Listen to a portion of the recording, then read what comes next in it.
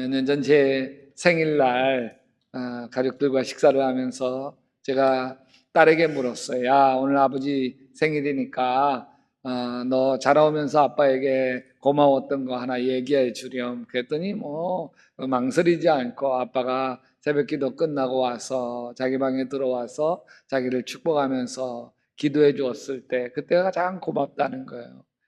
때마침 아들이 화장실에 갔다가 나오길래 아들에게도 똑같이 물었어요. 아들아, 아빠에게 가장 고마운 거 이야기 좀 해보렴. 그랬더니 아빠가 새벽기도 끝나고 그래서 이불 차고 자고 있는 자기에게 꼭 이불을 덮어주고 등을 어루만져 주면서 아빠가 기도해 줬던 거, 이게 가장 고맙다고. 그 얘기를 들었는데 마음이 뭉클하더라고요. 사실 이 아이들에게 제가 선물도 사줬을 테고 또 여행도 같이 다녔을 테고 용돈도 주었을 테고 많은 일들이 있는데 그 어떤 것보다도 여기 아빠가 기도해 준 거, 이것을 가장 큰 인생의 고맙고 가장 큰 아빠의 사랑이라고 느껴주는 것이 저에게는 얼마나 큰 고마움과 감사인지 모르겠습니다. 여러분, 예수 믿는 엄마 아빠만이 해줄 수 있는 거, 이거 기도입니다. 여러분, 나는 기도를 받지 못하고 자란 아이들이 가장 불쌍하다고 생각을 합니다. 정말 가장 큰 선물, 아이에게 매일매일 기도해주는 그 놀라운 선물을 이 아이가 받을 수 없기 때문에 그렇습니다. 여러분, 기도를 받으면 마음의 기도가 쌓입니다. 엄마, 아빠, 할아버지, 할머니가 해준 기도가 마음에 쌓이게 되어집니다. 기도가 쌓이면 하나님이 쌓입니다. 하나님의 평강이 쌓이고 하나님의 기쁨이 쌓이고 하나님의 지혜가 쌓이고 하나님의 사랑과 축복과 은혜가 쌓이게 됩니다. 왜 엄마 아빠가 예수를 믿나요? 자식들에게 기도해 주려고 예수를 믿는 거예요. 우리 교회에 늘 새벽 기도를 쌓으셨던 박영희 권사님이 계셨습니다.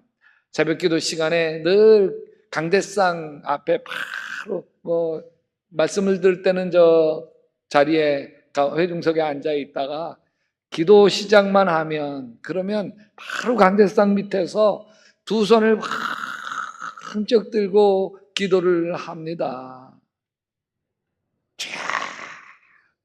근데 이 기도손이 보통 주여 삼창하고 내려가는데 이분은 아니에요. 모세가 기도할 때 두 손을 높이 들고 기도하면 여호수아가 확 이기고, 발이 내려가면 아말렉이 막 이겨 여호수아가 밀리는 것들을 우리 성경에서 이야기하는데, 내 손 내려가면 내 그 가정에 우환이 밀려올지 모른다고 하시는지 두 손을 높이 들고 30분이고 40분이고 기도를 하시는 거예요. 그래서 제가 어느 날 권사님, 이렇게 높이 들고 기도하면 팔이 끊어질 듯 아프실 텐데 괜찮으세요? 그랬더니 아유 괜찮아요. 처음엔 좀 힘들었지만 지금 그렇게 두 손 들고 기도하면 하나님께서 우리 자녀들 가정들마다 하나님이 놀랍게 축복해 주실 걸 믿으니 얼마나 기쁘고 감사한지 몰라요. 괜찮아요. 할렐루야. 근데 여러분, 부르짖어 기도해 보신 적이 있으세요? 부르짖어서 마음이 너무너무 답답하고 속상해서 견딜 수 없어서 부르짖어 기도해 보신 적 있으신가요? 언제 하셨습니까? 오늘 말씀의 예레미야 시대는 참 암울한 시대입니다. 당시 조국 유다의 운명은 이게 바람 앞에 등잔불입니다. 그때의 예루살렘은 바벨로니아 왕 군대에 포위되어 있었고 예언자 예레미야는 유다 왕궁의 군의대 뜰 안에 갇혀 있었다. 바벨론 대제국 군대가 쳐들어와서 예루살렘을 꽁꽁 에워싸서 쥐새끼 한 마리 빠져나가지 못하게 만들었습니다. 시드기야 왕은 성문을 굳게 잠그고 버티기 작전을 시작을 했습니다. 그런데 여러분, 이 바벨론 제국의 느부갓네살 왕은 예루살렘을 침공하기 위해서 토성을 쌓기 시작을 했어요. 그걸 쌓아가지고서 크게 쌓아서 예루살렘 성보다 높이 쌓아가지고 그냥 진격해 버리려고 성을 쌓기 시작을 했습니다. 그러니 백성들이 얼마나 초조해요. 이제는 함락되어지는 것은 시간 문제예요. 의지할 것은 하나님밖에 없어요. 그런데 이 하나님의 대언자 예레미야 선지자가 하나님께서 유다 이 백성들을 심판하셔서 바벨론 제국에게 예루살렘 성이 함락되고 다 불바다 될 거라고 예언을 합니다. 그러자 백성들이 막 동요하기 시작을 하죠. 그것에 시드기야 왕이 너무너무 화가 나가지고서 예레미야를 잡아다가 왕실 감옥에 가두어 버립니다.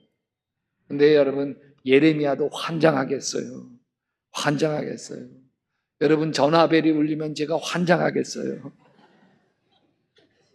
유다 왕국이 멸망할 거라고 예언하는 이 예레미야 심정이 오죽하겠습니까? 예레미야도 히스기야 왕 시절에 이사야 선지자처럼 하고 싶어요. 그때 아시리아 대제국이 예루살렘을 쳐들어와서 지금처럼 애워쌌습니다. 성 안에서 불안해하는 이스라엘 백성들을 향해서 이사야 선지자를 의지해서 히스기야 왕이 외칩니다. 굳세고 담대하여야 한다.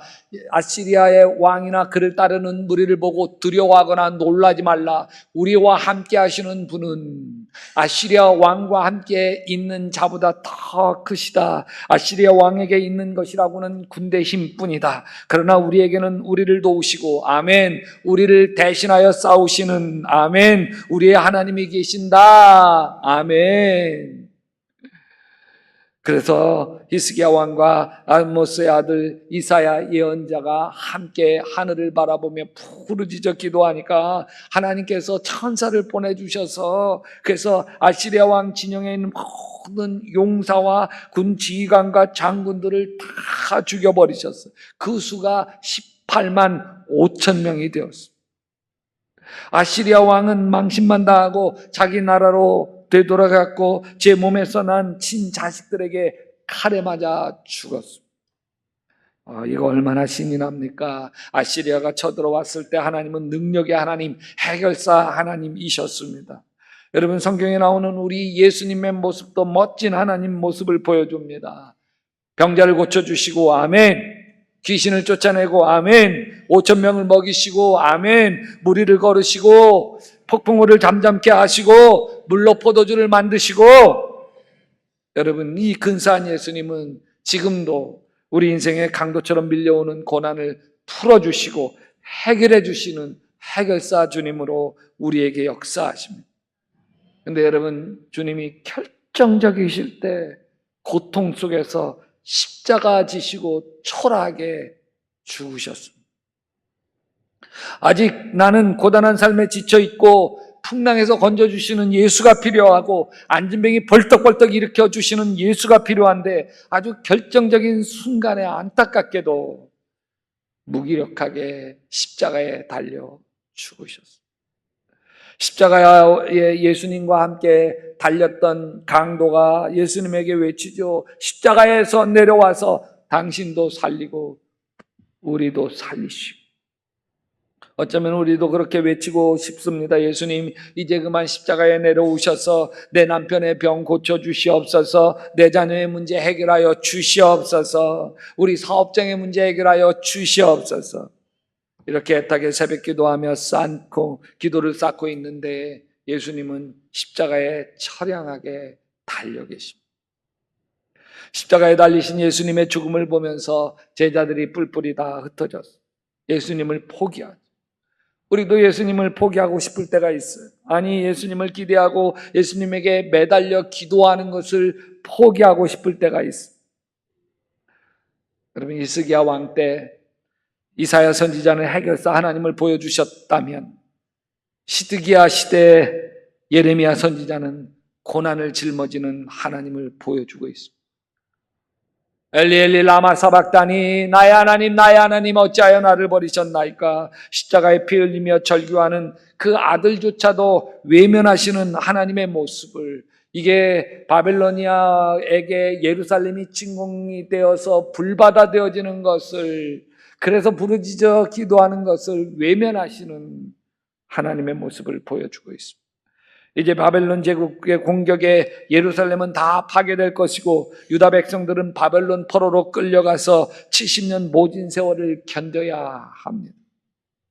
예수님도 자신이 짊어질 십자가를 스스로 피할 수 없었던 것처럼 지금 유다 백성은 바벨론 70년의 십자가를 스스로 벗어버릴 수가 없습니다. 여러분, 우리에게도 짊어져야 할 십자가가 있습니다. 벗어나고 싶지만 벗어날 수 없는 운명적인 십자가가 있습니다. 물론 운명적인 십자가 말고 작은 이러저러한 문제들 중에 큰 문제든 작은 문제든 해결사 주님을 만나고 경험합니다. 응답하시는 주님을 맛봅니다. 그게 우리의 간증이 되기도 합니다. 그러나 아무리 기도해도 쉽게 해결되어지지 않는 운명적인 십자가가 있습니다. 이때 하나님은 하나님의 백성들이 스스로 일어나서 우는 자들과 함께 울고 즐거워하는 자들과 함께 즐거워하며 다른 사람의 고통을 함께 나누어 짊어지며 함께 불행을 헤쳐나가기를 원하십니다. 그렇다고 하나님이 두 손을 다 내려놓고 강 건너 불구경만 하고 계시는 것은 아닙니다. 고통을 겪고 있는 이들과 함께 피눈물 흘리시며 주님이 함께 걸어가십니다. 어느 날 젊은 여집사님이 교회에 등록했어요. 얼굴이 많이 그늘져 있었어. 웃음기도 없고 삶의 의욕을 잃어버린 듯했어. 이분이 새벽 기도를 나오는데 기도할 때마다 통곡을 합니다. 처음에는 새벽 기도 나오시는 다른 분들이 참 안쓰러워했어.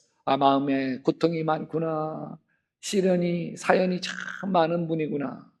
그런데 기도만 시작하면 울부짖어 기도합니다. 기도하던 다른 교인들이 힐끗힐끗 쳐다봐요. 자신의 기도에 집중할 수가 없어요. 이분이 하도 부르짖어해서. 어느 날 어느 권사님이 저에게 찾아와서 건의를 했습니다. 목사님, 그 젊은 여집사님 가장 매번 새벽 기도 때마다 막 소리 질러 기도하는 바람에 다른 분들이 기도에 집중할 수가 없어요. 목사님이 좀 자제시켜 주시면 안 되겠어요? 제가 그렇겠네요. 이분이 하도 부르짖어 기도하는 바람에 조용히 하나님께 나아가고 싶은 이들이 얼마나 크게 방해를 받는지 저도 알겠어요. 근데 조금 더 기다려 보십시다. 주님께서 이분 사연, 아픔 이거 다 어루만져 주시도록 우리가 중보 기도하며 좀 기다려 주십시다. 여러분, 사실 첫 신방을 가서 이분 사연을 들었는데 저도 눈물 없이 들을 수가 없더라고요. 자식들 남겨두고 나이 이제 막 갓 40이 된 남편이 시름시름 앓다가 죽었습니다. 남편은 병원비로 있는 돈 없는 돈 다 까먹고 세상을 떠나 빈털터리가 된 이 여인은 어쩔 수 없이 자식 둘을 데리고 시댁에 들어갔습니다. 근데 시어머니는 일찍 돌아가시고 시아버지 홀로 남아 있는데 이 시아버지가 알코올 중독자인 거예요. 날이면 날마다 약주에 취하신 시아버지는 며느리 앉혀놓고 신세 타령 술 주정을 하십니다. 근데 이걸 다 받아내고 있는 이 며느리 심정 아시겠나요? 뿐만 아닙니다. 이 아들 둘이 있는데 큰아들 10살짜리가 발달지체예요. 정신이 온전치 못해요. 여러분이 이런 처지라면 조용히 고상하게 기도하실 수 있겠어요? 기구한 자기 처지에 누구에게 이 처지를 하소연하겠어요? 하나님밖에 없어요. 하나님밖에 없어서 울며불며 쏟아내며 하루하루를 견디고 버티고 사는 거죠. 저도 이분이 새벽 기도할 때 몸부림치며 기도하면 제 마음도 미어져서 함께 눈물을 흘릴 때가 많았어요. 이제 예루살렘을 포위한 바벨론 군대에게 멸망당할 유다를 보면서 예레미야 마음이 찢어집니다. 흐르는 눈물을 어찌할 수가 없습니다. 이때 하나님이 예레미야에게 이렇게 얘기해요. 같이 읽어봅시다. 너는 내게 부르짖으라. 내가 내게 응답하겠고 내가 알지 못하는 크고 은밀한 일을 내게 보이리라. 여기 부르짖으라, 캐라라고 하는 말인데 막 울부짖으라고 하는 거예요. Cry out to me. 울부짖으면서 기도하라는 거예요. 이렇게 울부짖으며 기도하던 이 한많은 여집사님이 한 3달쯤 지난 뒤로부터 기도 소리가 편안해지기 시작했어. 다른 사람 기도 소리와 섞이며 편안한 마음으로 기도하기 시작했어. 하나님이 만져주신 거예요. 그늘져 있던 얼굴도 환하게 펴지기 시작했어. 달라진 모습에 그 집사님 만나서, 집사님 요즘 얼굴에 평안과 기쁨이 있어요. 참 좋아 보여요. 예, 목사님, 하나님이 저를 위로해 주셨어요. 새벽 기도 때마다 통곡하게 하셨어요. 제 신세가 처량해서 울었고 앞이 막막해서 울었고 발달지체 큰아이, 평생 내가 짊어지고 살아가야 한다는 게 참 힘겨워서 울었어. 울지 않고는 견딜 수 없었어. 가슴이 찢어질 듯 아파 몸부림치며 기도할 수밖에 없었어. 근데 통곡하고 기도하고 나면 마음이 후련해졌어요. 제 마음에는 큰 돌이 얹혀져 있는 것 같았는데 그게 조금씩 깨지는 느낌이 들었어. 그러다가 며칠 전 꿈을 꾸었는데 꿈속에서 예수님이 나타나시더니, 딸아, 많이 힘들지? 내가 다 안다. 그러시면서 예수님도 눈물을 뚝뚝 흘리시더라. 그러고 잠에서 깼다. 아, 내가 아플 때 주님도 아프시구나. 내가 괴로울 때 우리 주님도 괴로우시구나. 내가 눈물을 흘릴 때 예수님도 피눈물을 흘리시구나. 그래서 꿈 깨서 한없이 울어. 그 뒤로부터 여기 자기 속에 돌이 큼지막하게 얹혀져 있던 이 돌 같은 게 쑥 빠져나가. 할렐루야. 저는 이 안 많은 여인을 주님이 만져주신 게 참 감사하더라고요. 뿐만 아니라 우리 교인들이 자신이 기도하는 거 방해받으면서도 묵묵히 참고 기다려줬던 것들이 참 감사했습니다. 70년 나라가 멸망당하고 포로로 잡혀가 비참하게 살아야 하는 한많은 유다 백성에게 하나님이 말씀하시죠. 너는 내게 부르짖으라. 억울하고 괴로워서 부르짖어 기도하면 내가 내게 응답하겠다. 아멘. 내 마음을 만져주리라. 아멘. 내가 답답하고 절망스러울 때 부르짖어 기도하면 내가 너에게 용기를 주리라. 새 힘을 주리라. 다시 일어서게 하리라. 근데 하나님의 약속은 여기에 그치지 않습니다. 더 놀라운 말씀을 해주세요. 너는 내게 부르짖으라. 나는 내게 응답하겠고 하면서 내가 알지 못하는 크고 은밀한 일을 내게 보이리라. 내가 모르는 크고 놀라운 비밀을 너에게 알려주겠다는 거예요. 부르짖어 기도할 때에 마음에 맺힌 한 풀어주시는 걸 넘어 기도할 때 크고 놀라운 비밀을 보여주시겠다는 거예요. 하나님이 예레미야에게 약속하신 크고 놀라운 비밀이 뭘까요? 그거는 예레미야 33장 6절에서 8절까지예요. 그러나 보아라, 내가 이 도성 예루살렘 도성을 치료하여 낫게 해주겠고 예루살렘 주민을 고쳐주고 그들이 평화와 참된 안전을 마음껏 누리게 해주겠다. 내가 유다의 포로와 이스라엘의 포도를 돌아오게 하여 그들을 옛날과 같이 다시 회복시켜 놓겠다. 나는 그들이 나에게 지은 모든 죄악에서 그들을 깨끗하게 씻어주고 아멘. 그들이 나를 거역하여 저지른 모든 죄를 용서하여 주겠다.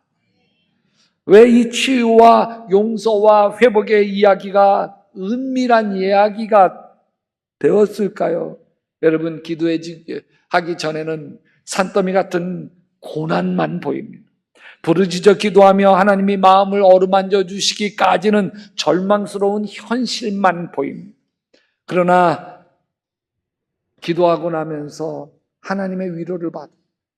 기도할 땐 왜 나에게 이런 고통을 주시는지 하나님이 원망스러운데 기도하면, 그래서 하나님의 위로를 받기 시작하면 묘하게 은혜가 보여. 하나님의 은혜가 기도하면 보여. 하나님의 용서와 회복이 보여.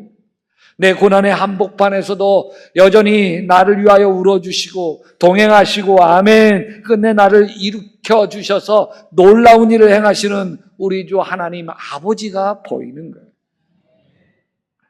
믿음 좋은 가정에서 모태신앙으로 태어나서 약대교회에서 자란 아이가 있습니다. 그런 중학교 2학년 몸이 이상해서 병원에 가보니 소아 당뇨라고 했습니다. 아니 10대 소년에게 5, 60대에 걸리는 성인병이 찾아왔습니다. 매일 인슐린 주사를 맞으며 지내야 했습니다. 그래도 그 학생은 병을 딛고 공부를 열심히 해서 좋은 대학에 합격했습니다. 그러나 이 젊은 나이에 이 당뇨병을 안고 살아가야 하는 이 청년의 운명이 가혹했습니다. 발가락에 염증이 생기면 우리는 그냥 까진 발가락 마데카솔 바르고 또 뭐 네일밴드 붙이면 되잖아요. 근데 이 청년은 입원해야 됐습니다. 왜냐하면 당뇨가 있어서 그것이 낫지 않아. 그것이 곪고 썩어 들어가면 발가락을 잘라내야 했기 때문에 눈이 좀 흐릿해도 병원에 입원해야 했습니다. 안약 넣어서 해결할 일이 아니라 당뇨합병증으로 실명될 위기로 가기 때문에 그렇습니다. 하나님, 왜 나에게 이러십니까? 하나님, 내가 무슨 죄가 있어서 이 고난을 짊어져야 합니까? 병은 더 심각해져서 신장 투석을 받아야 했습니다. 이런 몸으로 직장에 들어갈 수도 없습니다. 받아줄 회사가 없습니다. 그래도 하나님이 피할 길을 주셨습니다. 공무원 시험에 합격하도록 도와주셨습니다. 한 군데도 아니고 여러 군데 동시에 합격해서 가고 싶은 곳을 선택해서 갈 수 있게 하셨습니다. 뿐만 아니라 더 피할 길도 주셨습니다. 장기 이식을 받을 수 있도록 기증자가 나와서 이식 수술도 받게 되었습니다. 이제는 살만해진 것만 같았습니다. 그런데 이것이 시련의 끝이 아니었습니다. 어느 날 갑자기 뇌출혈로 쓰러지게 되었습니다. 중환자실의 생사의 갈림길에 서야 하는 벼랑 끝에 몰렸습니다. 하나님 살려주세요. 외마디 기도밖에 없었습니다. 다행히 고비를 넘겼고 중환자실에서 나와서 일반 병실로 옮겨야 했습니다. 그런데 뇌출혈은 중풍병입니다. 한쪽 팔과 다리를 전혀 쓸 수가 없었어요. 혼자 힘으로는 걸어 다닐 수도 없었어요. 이제 이 청년의 앞길은 암울하기만 했습니다. 사탄은 이 청년에게 내 인생은 끝났어, 이제 끝이야 속삭였을 거죠. 그러나 이 청년이 믿음이 있습니다. 엄마 아빠의 부르짖는 기도가 있습니다. 다리에 힘이 없어서 재활치료를 한다고 하는 게 힘이 있어서 걸어야 되잖아요. 그래서 몸을 벨트로 묶어서 철봉에 달아맨 뒤에 런닝머신 위에 올라가서 한 발 한 발 내딛는 재활치료를 시작했어요. 피나는 훈련을 하면서 드린 기도는 오직 하나였습니다. 하나님, 내 발로 내가 걸어가 약대교회 성전에서 예배드리게 하여 주시옵소서. 결국 이 청년의 믿음이 이겼습니다. 이번 7월 7일 맥주감사주일부터 예배전 찬양 싱어로 서서 찬양을 하기 시작했습니다. 찬양하는 모습을 보면서 흐르는 눈물을 감출 수가 없었어. 고맙다. 내가 믿음으로 다시 일어나 주어서 너무 고맙다. 내가 장하구나. 얘야, 내 믿음이 나보다 크다. 내가 우리 모두에게 이런 감동을 주어서 너무너무 고맙다.